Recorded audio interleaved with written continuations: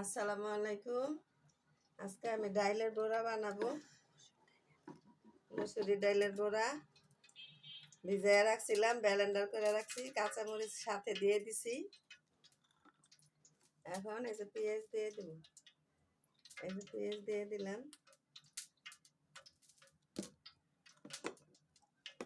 এই যে মশলা সব রাখছি এখানে, হলুদ বাটা, ধনিয়ার গুঁড়া, জিরার গুঁড়া, পরিমাণ মতো লবণ সব দিয়ে দিলাম। ম্যাগি মশলা আছে, ম্যাগি মশলাও দিয়েছি একটু স্বাদ হওয়ার জন্য।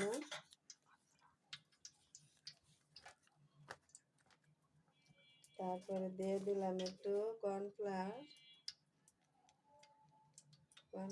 দিয়ে দিলাম। ওটা দিলে একটু মশমশা হবে।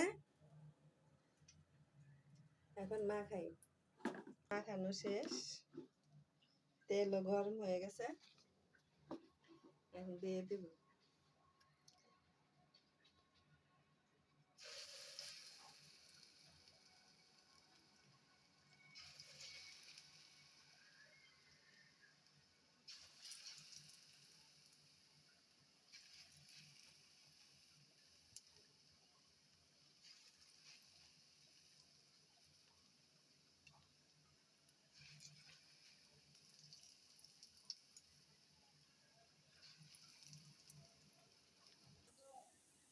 এই যে বড়াটা হয়ে গেছে, এখন তুলে নিব।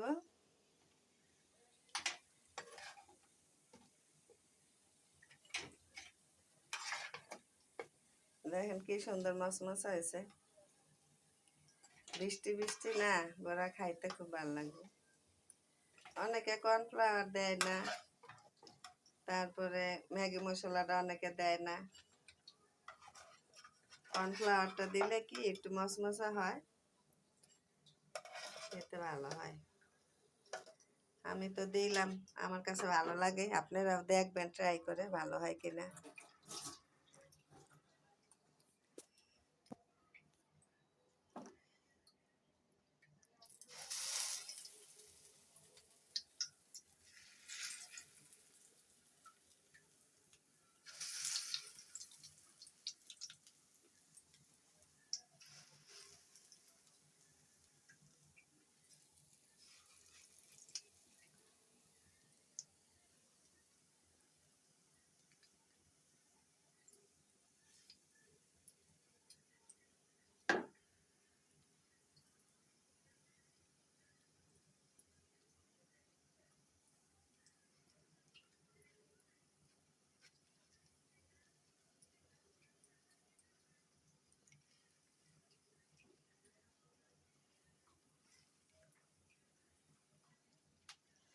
আবার দিয়ে দিলাম।